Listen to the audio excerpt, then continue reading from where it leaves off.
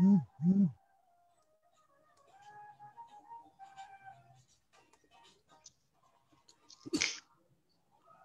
Ustaz, bisa dimulai Ustaz sekarang. Gimana? Dimulai? Ya. Bismillahirrahmanirrahim. Assalamualaikum warahmatullahi wabarakatuh. Waalaikumsalam. Alhamdulillahirabbil alamin. Wassalatu wassalamu ala sayyidina Muhammadin wa ala alihi wa sahbihi ajma'in. Alhamdulillah, pada malam hari ini pengajian kita akan dilanjutkan melalui kitab Mukhtarul Ahadits yang akan dibawakan oleh Al-Ustadz Dr. Firdaus Muhammad MA. Untuk lebih mengefisienkan waktu, kepada Al-Ustadz kami persilahkan dengan hormat. Tafadhal Ustadz. Keren. Bismillahirrahmanirrahim. Assalamualaikum warahmatullahi wabarakatuh. Alhamdulillahirabbil alamin. Bihi nasta'inu ala umuri dunya waddin. Wassalatu wassalamu ala asyrafil anbiya'i wal mursalin. Sayyidina wa maulana Muhammadin wa ala alihi wa sahbihi ajma'in. Amma ba'du. Wa inna hadasal hadisi kitabullah ta'ala wa khairal hadi Muhammadin sallallahu alaihi wasallam.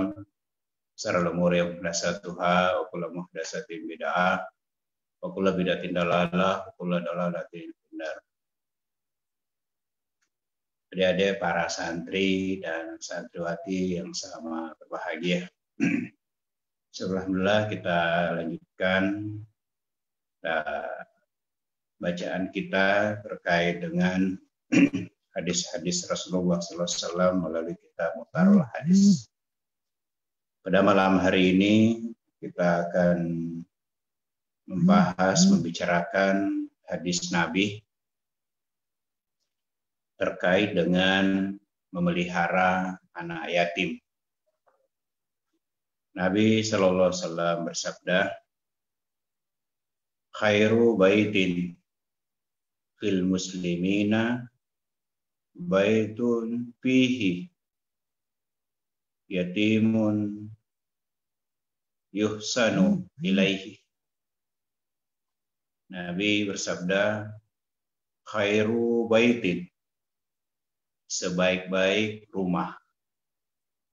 Rumah yang paling baik fil muslimina, bagi orang-orang Islam, atau rumah muslim yang paling baik, sebaik-baik rumah seorang muslim, yaitu baitun fihi yatimun, rumah yang di dalamnya dipelihara anak-anak yatim.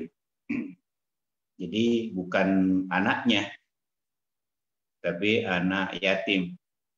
Yatim itu bisa dari keluarga dekatnya, bisa juga dari orang yang tidak ada hubungan keluarga dengannya. Jadi memelihara anak yatim diambil apakah dari keluarganya atau orang yang jauh. Yang jelas yang dipelihara adalah anak yatim. Ya, tentu di sini yang dimaksud anak yatim adalah orang yang sudah meninggal orang tuanya. Ya, dan tentu umurnya masih kanak-kanak. Jadi bukan anak yatim yang umurnya sudah 40 tahun, 50 tahun, yatim juga kalau yang dimaksud adalah orang yang sudah meninggal bapaknya. Tetapi yang dimaksud di sini adalah anak yatim yang membutuhkan pemeliharaan, membutuhkan kasih sayang, membutuhkan pembiayaan. Itu. Khairu baiti fi muslimina baitu fihi yatimun. Sebaik-baik rumah muslim adalah rumah yang di dalamnya dipelihara anak yatim. Yang dimaksud di sini memelihara anak yatim, yuhsanu ilaihi, yaitu anak yatim yang diperlakukan secara baik atau anak yatim yang dimuliakan. Jadi memelihara anak yatim dengan cara diperlakukan secara baik. Bagaimana diperlakukan secara baik? Ya tetap diberi kasih sayang.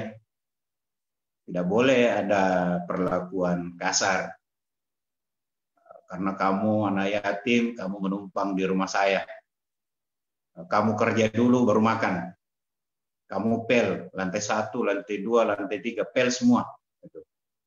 Satu kali pagi, satu kali sore. Terus, apalagi kalau perempuan, kamu masak, kamu yang ke pasar. Wah, itu memperlakukan anak yatim tidak secara baik, tetapi justru menjadikan seperti budak atau pembantu. Yang dimaksudkan di sini yuhsanu ilaihi. Rumah yang baik adalah rumah seorang muslim yang di dalamnya memelihara anak yatim, yuhsanu ilaihi, dengan cara yang baik. Jadi rumah yang paling baik itu yang di dalamnya ada anak yatim yang dipelihara dengan diperlakukan secara baik. Itu kata Nabi. Sebaliknya, Rasulullah bersabda, wa sarru baitin fil muslimina, rumah yang paling buruk, seburuk-buruk rumah. Tadi khairu baitin, sebaik-baik rumah, yang di dalamnya ada anak yatim yang yuhsanu ilaihi, diperlakukan secara baik atau dimuliakan.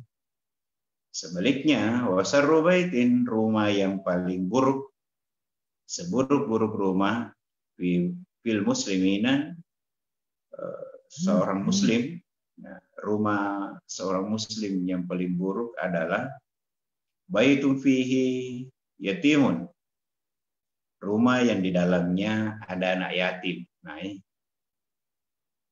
rumah yang paling buruk adalah rumah yang di dalamnya ada anak yatim.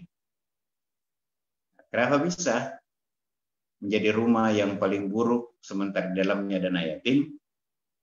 Yusa'u ilaihi, yaitu anak yatim itu diperlakukan secara buruk. Itu tadi, dizalimi, dikekang, diperlakukan seperti pembantu, suruh mencuci, kemudian disuruh ngepel, dilarang makan, kecuali hanya sisa-sisa makan. Ya, pokoknya diperlakukan yang mana anak yatim itu dibuat menjadi tidak nyaman. Tetapi tidak ada pilihan, kecuali harus tinggal di situ. Karena mungkin rumah keluarganya, atau tidak ada orang yang tidak ada rumah yang bisa ditempati kecuali rumah itu. Tetapi diperlakukan yusa'u ilaih, diperlakukan secara buruk. Dia dianiaya, dizalimi. Dia tidak nyaman. Maka itu kata Nabi, wasarru baitin, seburuk-buruk rumah yang di dalamnya ada anak yatim, tapi diperlakukan yusa'u ilaih, diperlakukan secara buruk.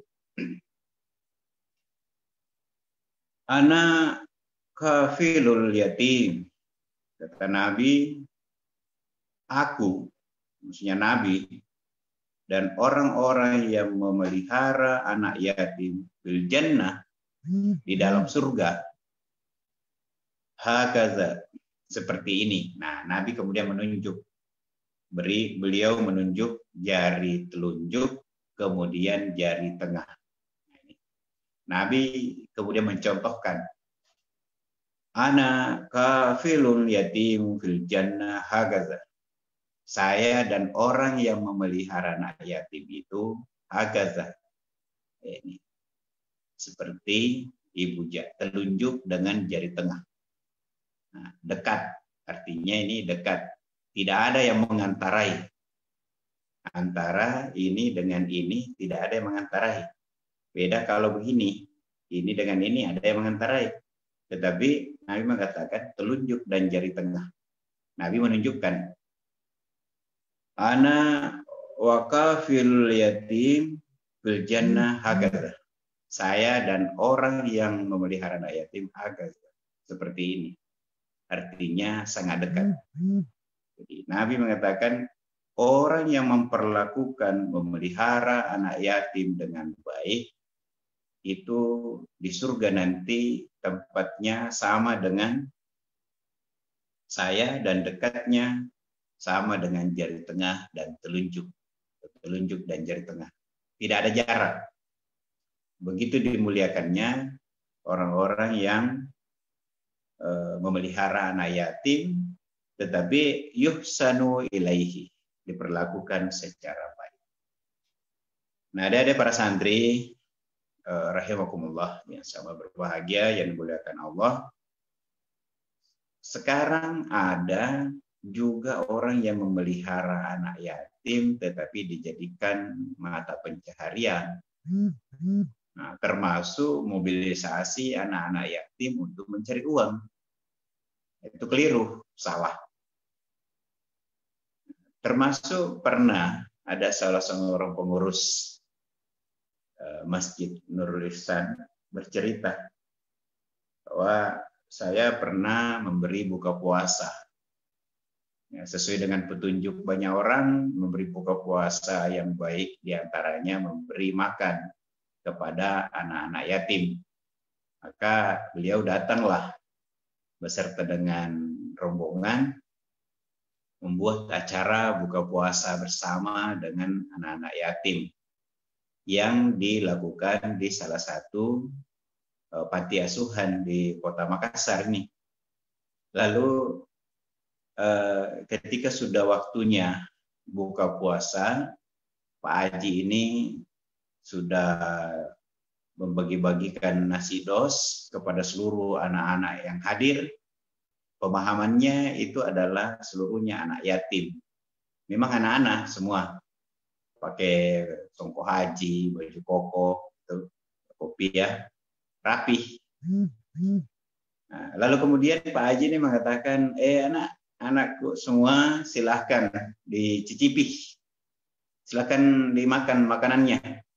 Tiba-tiba ada yang mengatakan, saya mau bawakan bapakku. Pak Haji ini kemudian heran, ternyata memberi buka puasa di panti asuhan, ternyata yang dihadirkan itu bukan anak yatim, tapi anak-anak yang diambil di sekitar panti asuhan, tetapi masih ada orang tuanya. Jadi Pak Haji ini heran ketika menyuruh anak itu silahkan dimakan. Taunya mengatakan, mau kau bawakan bapakku. Nah, ini jangan sampai termasuk dalam bagian sarru baitin. Rumah yang buruk adalah rumah yang di dalamnya ada anak yatim tetapi dieksploitasi, dijadikan sumber mencari uang. Atau ada orang yang mengambil anak yatim itu tetapi kemudian ternyata ada niat lainnya. Diketahui bahwa anak ini anak satu-satunya, lalu kemudian bapaknya punya bapak ibunya meninggal, lalu kemudian ada asetnya, ada sawahnya, ada tambaknya, ada kebunnya, ada rumahnya. Nah, biasa ada omnya itu yang tiba-tiba, sini ikut sama om, kamu ikut tinggal bersama sepupumu. Tetapi kemudian dikumpul semua aset-asetnya, sertifikatnya, lalu kemudian dijual untuk kepentingan dirinya dengan mengatasnamakan anak yatim yang dia pelihara, anaknya saudaranya kah, keluarga lainnya. Nah, ini juga dianggap wasarru baitin, memelihara anak yatim, tetapi rumahnya menjadi seburuk-buruk rumah karena anak yatim itu justru dieksploitasi, dipelihara, tetapi ada niat lainnya, mau menguasai harta anak yatim itu. Ini bahaya sekali memperlakukan anak yatim secara zalim, tetapi juga mulia sekali dengan menyantuni, memelihara anak yatim. Nah, ini begitu mulianya di akhirat nanti, kata Nabi, posisinya hakazah. Nabi menunjukkan jari tengahnya, telunjuknya, lalu kemudian menunjuk jari tengahnya, bahwa saya dan orang yatim itu dekatnya seperti ini. Dekat sekali, tidak ada jarak, dekat, mepet. Beda kalau misalnya jari telunjuk dengan jari jari kelingking, jauh sekali. Tapi kalau ini telunjuk dan jari tengah itu tidak ada jarak. Kemudian hadis berikutnya, Rasulullah Shallallahu Alaihi Wasallam bersabda, Nabi Shallallahu Alaihi Wasallam bersabda, khairu ma khallafal insanu ba'duhu salatun. Nabi mengatakan, sebaik-baik apa yang ditinggalkan manusia sesudah matinya, salatun, ada 3. Nabi mengatakan, sebaik-baik yang ditinggalkan manusia setelah mati itu ada 3. Waladun salihun. Yang pertama, meninggalkan anak soleh. Anak soleh, anak yang baik. Sholat, ngaji, sholat berjamaah, menuntut ilmu. Ketika orang tuanya wafat, maka orang tuanya tidak terputus amalnya karena memiliki anak soleh. Tapi ada syaratnya, anak soleh, waladun solehun yada'u lahu, memiliki anak yang soleh yang mendoakannya. Jadi tidak cukup itu hanya bilang ada anak solehnya, tetapi memang anak soleh tapi tidak mendoakan. Yang dimaksud di sini adalah waladun solehun yada'u lahu, memiliki anak soleh yang mendoakannya. Ini kadang orang lupakan.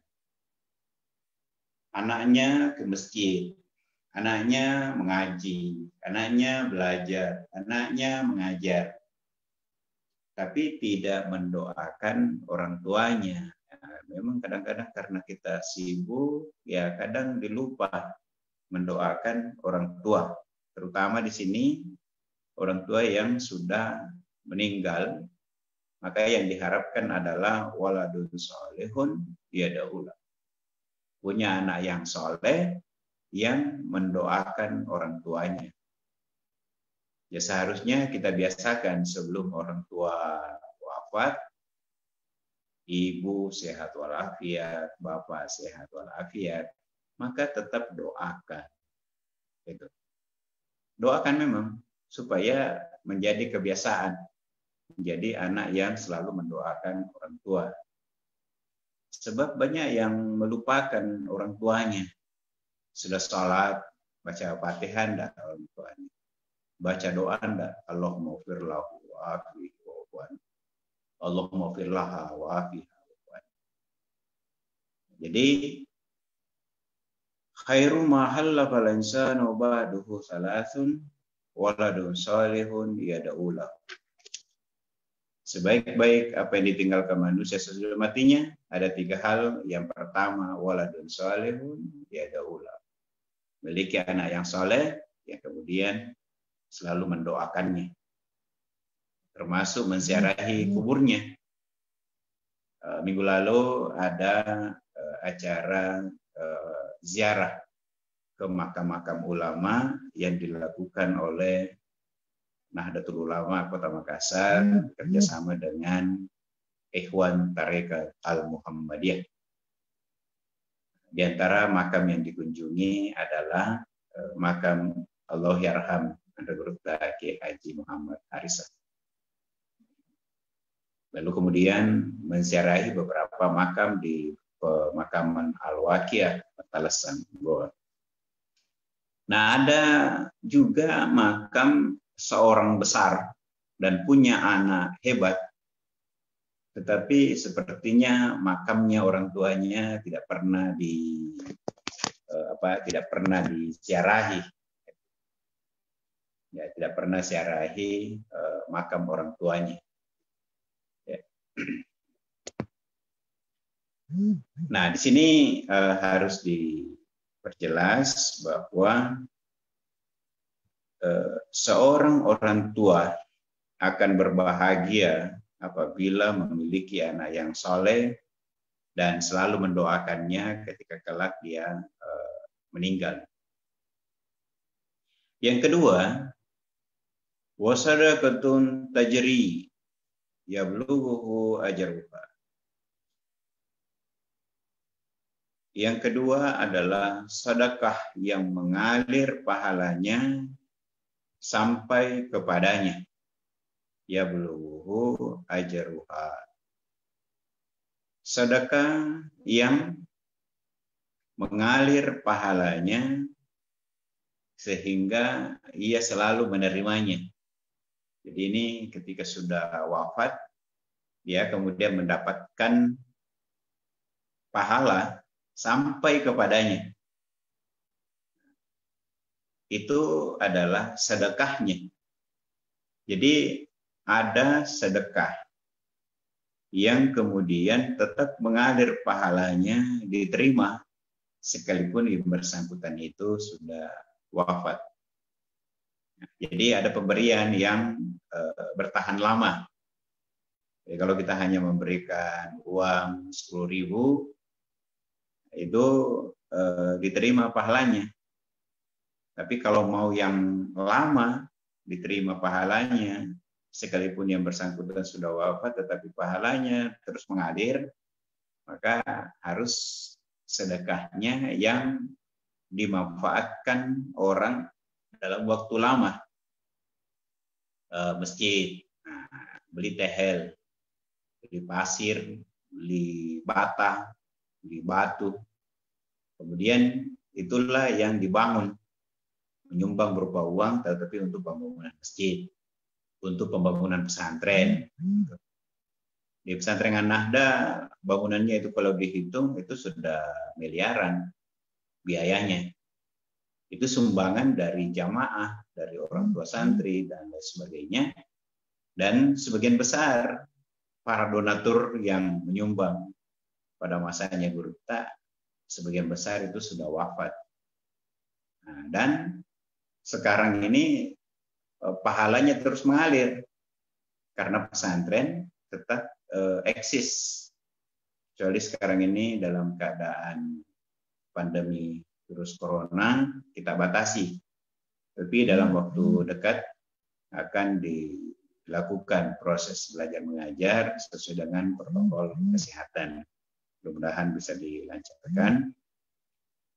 Jadi bersedekah yang kemudian dapat dimanfaatkan dalam waktu lama, itu pahalanya terus mengalir dan sampai kepada yang bersangkutan, termasuk ketika sudah berada di alam kubur, selalu mengalir pahalanya karena ada sedekahnya yang kemudian digunakan, dimanfaatkan, sehingga pahalanya terus mengalir. Yang ketiga, wa ilmun yuntafa'u bihi min ba'dihi. Ilmu yang bermanfaat sesudah ia wafat atau tiada. Nah, ilmu yang bermanfaat. Inilah yang kemudian diterima oleh para ulama. Misalnya, sekarang kita ini pengajian. Maka yang mendapatkan pahala itu siapa? Yaitu Andre Gurutta. Nah, kemudian Andre Gurutta memiliki guru yang mengajarinya. Andre Gurutta, gurunya guru kita. Kemudian tentu ada lagi gurunya. Maka ini berkesinambungan. Jadi ketika kita belajar sekarang ini, mempelajari kitab, maka ulama-ulama yang mengajarkan ilmunya secara turun-temurun itu semua mendapatkan pahala. Jadi dari kita, kemudian guru kita, gurunya, guru kita, gurunya, gurunya, guru tak. Itulah kalau di Nahdlatul Ulama, di pesantren, dikenal namanya silsilah. Dan kita diwajibkan menuntut ilmu dan memiliki guru. Jadi kalau ada orang ditanya, kamu gurunya siapa? Di mana dulu mengaji? Saya tidak pernah mengaji. Itu biasa ada ustadz, ada orang yang ceramah kemudian mengatakan, saya tidak pernah menempuh pendidikan agama. Saya tidak pernah belajar agama. Saya tidak punya guru. Saya belajar agama secara otodidak. Nah itu beda, ternyata dia pelik kagak guru. Pantas apapun mau bilang terserah dia, karena memang dia kagak guru. Tidak ada ijazahnya, tidak ada kitab yang dipelajari, tidak ada tarekat yang diikuti. Pantasan ceramah kadangkala menghina ulama, menyalahkan ulama, ternyata demet itu gak ada guru. Tidak ada gurunya, tidak ada kitabnya, bangga bahwa saya ini belajar hebat seperti ini, itu otodidak. Guru biasa mengatakan, siapa yang belajar tidak ada gurunya, seitanu ustazu, maka setan itu gurunya. Jadi kita diajarkan bahwa Nabi mengajarkan bahwa ilmun yang tafau, ilmu yang bermanfaat. Tak ada juga orang belajar memang mencari ilmu, setelah pintar mau dibayar. Ketika mengajar langsung berapa honornya, berapa amplopnya, siaga linona itu langsung membayar, berapa dunianya mana. Itu tidak mendapatkan pahala kalau niatnya belajar tetapi langsung mau cash, terima. Dia tidak menghitung pahala. Langsung ketika mengajar langsung, wah saya tidak bisa mengajar di situ. Kenapa? Tidak ada gajinya, tidak ada honornya. Jadi ilmu itu untuk diajarkan, bukan untuk dikomersilkan. Ilmu itu kemudian bermanfaat apabila diajarkan dengan ikhlas. Tetapi juga jangan sampai ada guru sudah mengisi acara maulid, sudah datang jauh-jauh, lalu kemudian tidak dikasih apa-apa dengan alasan ilmu tak supaya bermanfaat. Itu lain. Yang salah, bermasalah kalau nelo ngalena. Saya tidak mau ceramah, tidak mau pengajian, saya tidak mau mengajar kalau tidak dikasih honor yang tinggi. Biasa ada juga yang modelnya seperti itu. Nah, kita belajar bagaimana kita benar-benar menuntut ilmu lillahi ta'ala dan mengajarnya lillahi ta'ala. Bahwa kemudian ada orang yang memberikan sesuatu, ya itu namanya barakah. Gitu. Orang memberikan, ya terima. Jangan juga kemudian orang lekuran nih, orang sudah senang niatkan untuk berikan ustadz, langsung menolak. Wah saya tidak terima. Bagaimana? Nah sudah dibeli, siapa mau makan? Gitu. Wah saya tidak terima. Ini mah pernah aja. Gitu. Jadi harus berusaha untuk tetap menerima, tapi jangan minta. Tapi kalau dikasih, alhamdulillah, syukuri dan berterima kasih. Sekali lagi, jangan minta. Ini 3 hal kata Nabi yang tidak terputus. Yang pertama, memiliki anak yang selalu mendoakan. Kemudian sedekahnya bermanfaat. Dan ilmunya juga bermanfaat. Jadi sekalipun yang bersangkutan sudah wafat, kata Nabi, tapi senantiasa mendapatkan pahala. Mendapatkan ganjaran ya di alam kubur dan di akhirat kelak didapatkan. Tapi yang dihindari jangan sampai kita mau panen pahalanya di dunia, sementara di akhirat kita sudah tidak dapatkan. Makanya diajarkan bagaimana kita itu ikhlas dalam belajar maupun mengajar. Niatnya adalah semata-mata mengharapkan pahala dari Allah Subhanahu wa Ta'ala. Kemudian selanjutnya sedikit lagi.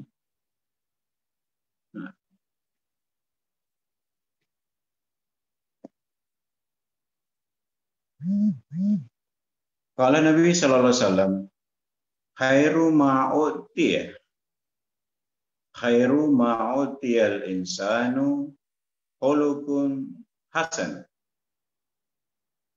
wa syarru ma'utiya qalbu su'i fi surati hasanat. Rawahu Usama ibnu Syakir. Khairu ma'utiyal insanu, sebaik-baik apa yang dimiliki seseorang. Apa yang paling baik dimiliki seseorang itu? Kita ini, apa yang terbaik yang kita miliki? Ada yang mengatakan rumahnya baik. Bukan. Ada yang mengatakan kendaraannya paling baik. Bukan. Karena banyak orang yang punya kendaraan, banyak orang yang punya rumah. Apa yang banyak uangnya? Bukan. Khairu ma'utiyal insan, sebaik-baik apa yang dimiliki manusia, yaitu khuluqun hasan, ialah akhlak yang baik. Ini ternyata yang sebaik-baik yang dimiliki manusia itu adalah khuluqun hasan, akhlak yang baik, perilaku yang baik. Perilaku yang baik itu meliputi cara berpakaiannya baik. Itu mau dikatakan santri. Nah, insya Allah besok tanggal 22 Oktober merupakan Hari Santri Nasional. Alhamdulillah tadi ada acara webinar secara nasional, ada wartawan dari Tribun Timur itu live secara nasional menggambarkan situasi di Pesantren An-Nahda tadi sore sekitar jam 4 sampai jam 5. Itu digambarkan tentang Pesantren An-Nahda langsung bersama dengan Wakil Ketua MPR Pak Muhaimin Iskandar, itu melihat tadi, kita tadi webinar bersama dengan beliau, juga dengan anggota DPR RI Pak Muawiyah Ramli, dan anggota DPR Provinsi Sulawesi Selatan Pak Asar Arsyad. Jadi tadi ini dari MPR RI, DPR RI, DPR Provinsi, itu membicarakan tentang Hari Santri, dan salah satu yang dilaporkan dari teman media itu adalah di Pesantren An-Nahda tadi. Jadi orang sudah mengenal Pesantren An-Nahda secara nasional, apalagi Pak Muhaimin Iskandar, Wakil Ketua MPR RI, itu pernah berkunjung di Pesantren An-Nahda. Nah, Nabi menjelaskan bahwa sebaik-baik yang dimiliki seseorang itu adalah akhlak yang baik. Itu mulai dari pakaian.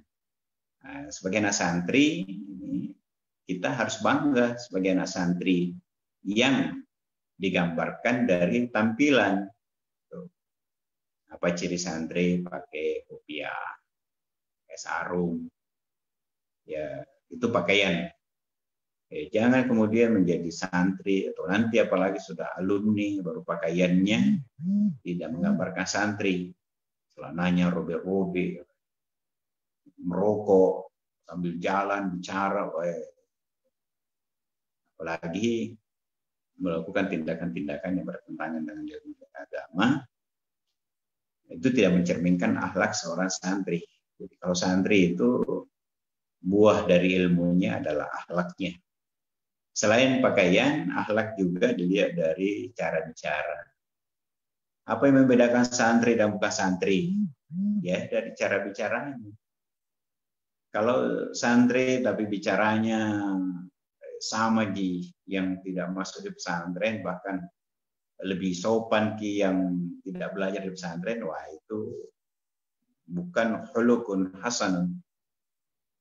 Tidak boleh dikatakan santri kalau perilakunya terang-terangan bertentangan dengan agama.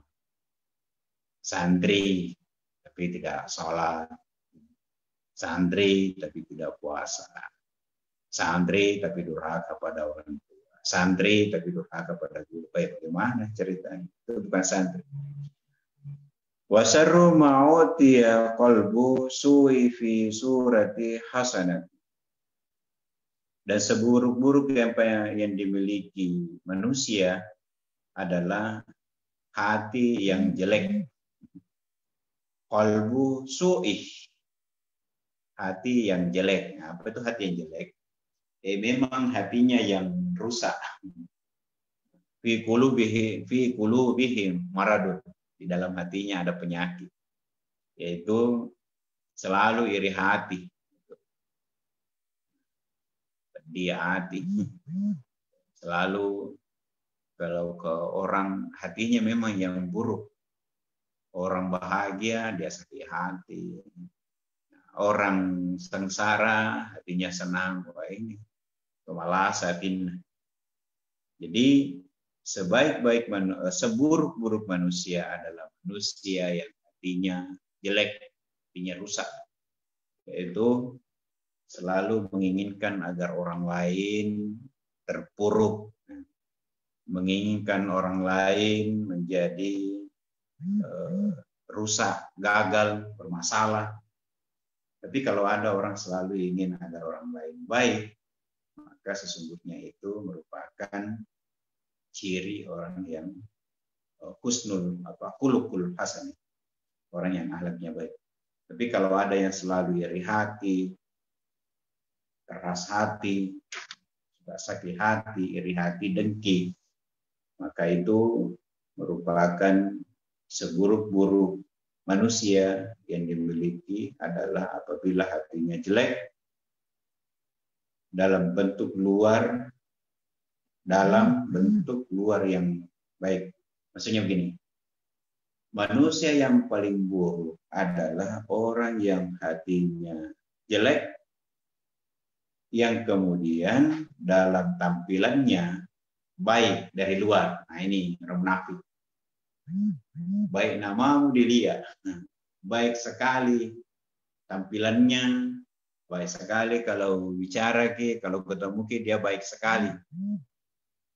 Baik di mulut, tapi ternyata jelek di hati. Nih, jadi kalau mulutnya baik-baik namamu, kalau sama, tapi nanti dia cerita. Jadi orang yang paling buruk kata Nabi, wasarru ma'utiya qalbun su'i, seburuk-buruk manusia yang hatinya berhati jahat, di suratin hasanin, tapi tampilan luarnya baik. Tampilan luarnya baik, tetapi sebenarnya di dalam rusak. Baik di luar, tetapi jelek di dalam. Baik ketika bicara sama kita, tapi kemudian ternyata dia buruk hatinya. Ada. Wah, ketika sama-sama dia bicaranya baik, tetapi ketika kita berpisah, ada cerita kita. Jadi baik ketika ketemu, tetapi kemudian dia ternyata hatinya buruk. Jadi secara luar baik, tapi di dalam buruk. Saya kira itu pengajian kita pada malam hari ini. Ada 3 hadis yang kita bahas. Mudah-mudahan apa yang kita bahas ini kemudian menjadi pemahaman dan dapat kita amalkan. Bagaimana kita berusaha menjadi orang yang akhlaknya baik. baik mulai dari penampilannya, baik dari caranya berpakaian, baik dari caranya bicara. Tuh. Jadi kalau anak santri dan santriwati, yang membedakan santri dan bukan santri dari cara berpakaiannya, cara jalannya, termasuk cara bicaranya. Kalau santri itu bicara, langsung memang enak dirasa. Karena sopan. Kenapa dia sopan? Karena tahu bahwa makhluk Allah yang paling baik adalah orang yang khuluqun hasan, orang yang akhlaknya baik. Manusia yang paling buruk adalah qalbu su'in fi surati hasanah. Hatinya jelek tetapi tampilannya baik. Ini munafik. Banyak seperti itu. Baiknya mama ketika sama-sama tapi ternyata hatinya jelek kita. Inilah harapan-harapan kita renungkan hadis-hadis Nabi untuk kemudian kita amalkan, kemudian kita ajarkan, kita amalkan dan ajarkan agar kita tergolong di dalamnya orang yang memiliki ilmu yang bermanfaat, insyaallah. Karenanya marilah kita doakan nanti guru kita, para guru-guru kita. Kita kirimkan surah Al-Fatihah untuk guru kita. Allah yarham Dr. Andes Kiai Haji Muhammad Harisa. Al-Fatihah.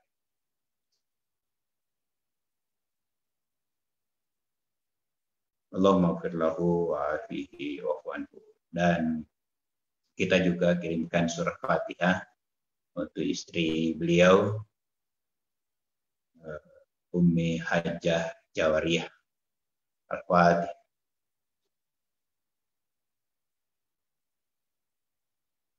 Allahumma gfir laha wa afiha wa anha. Billahi taufiq wal hidayah. Wallahumma fiq ila aqwamit thariq. Assalamualaikum warahmatullahi wabarakatuh. Waalaikumsalam warahmatullahi wabarakatuh. Demikianlah pengajian maghrib kitab Mukhtarul Ahadis yang telah dibawakan oleh guru kita Al-Ustaz Dr. Firdaus Muhammad. Oleh itu, ya, kami mengucapkan terima kasih atas kesediaan beliau membawakan pengajian malam hari ini. Ya, untuk pengajian selanjutnya kami akan informasikan melalui grup WA masing-masing kelas. Ya, sekian dan terima kasih. Allahul hadi ila siratal mustaqim. Wassalamualaikum warahmatullahi wabarakatuh. Waalaikumsalam.